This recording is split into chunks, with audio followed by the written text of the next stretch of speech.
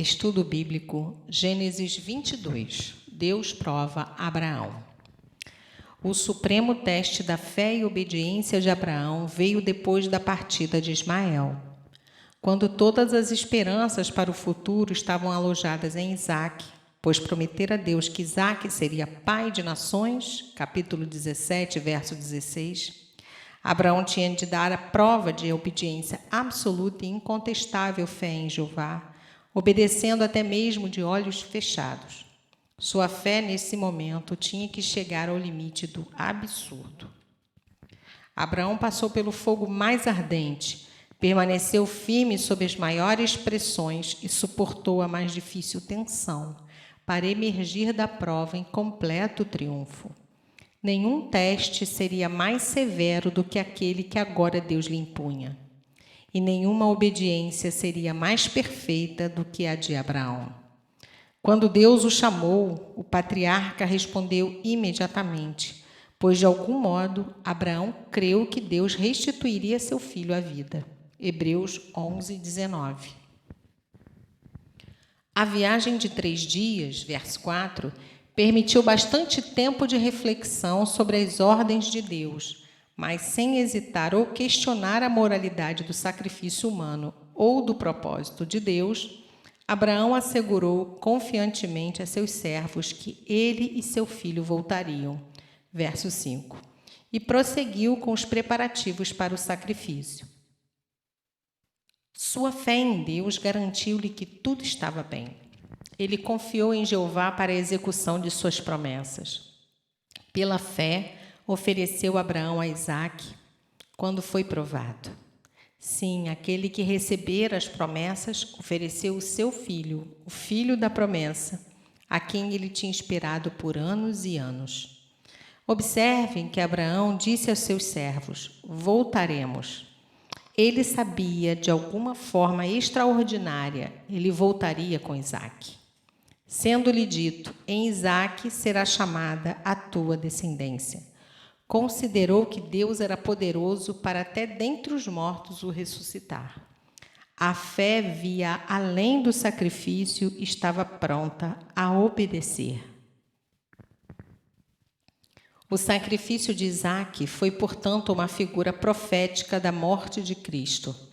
Um pai a oferecer o filho morto por 3 dias, na mente de Abraão, verso 4. Uma substituição, um verdadeiro sacrifício.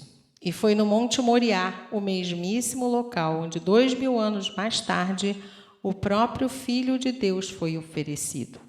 De modo que foi uma sombra, na hora do nascimento da nação judaica, do grande evento em prol de cuja realização esta nação foi suscitada.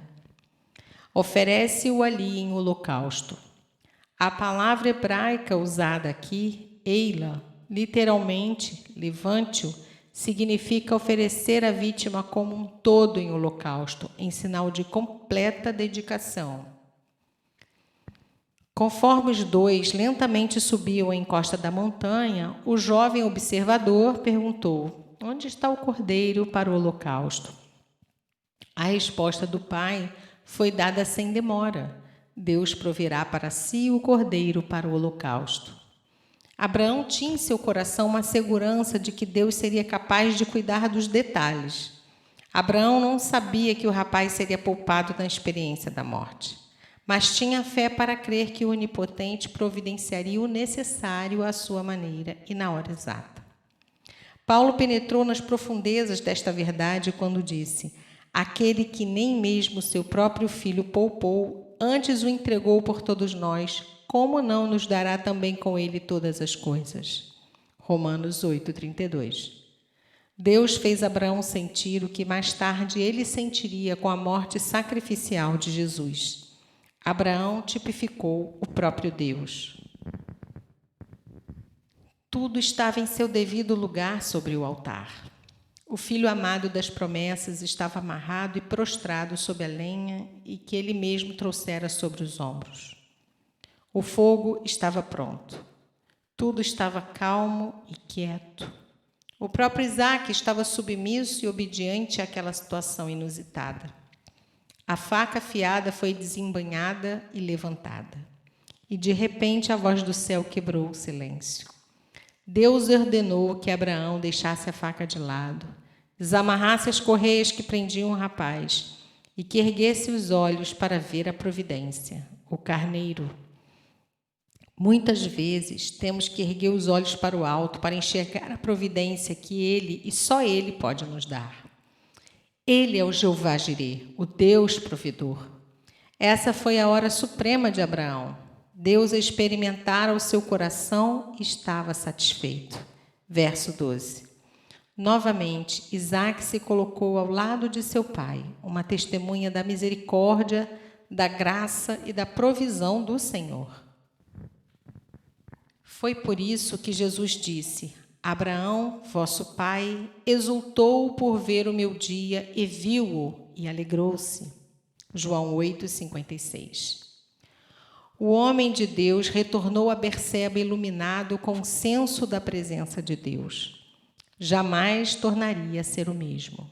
As grandes promessas foram renovadas e foi-lhe assegurado que as bênçãos da aliança seriam dele e de seus descendentes.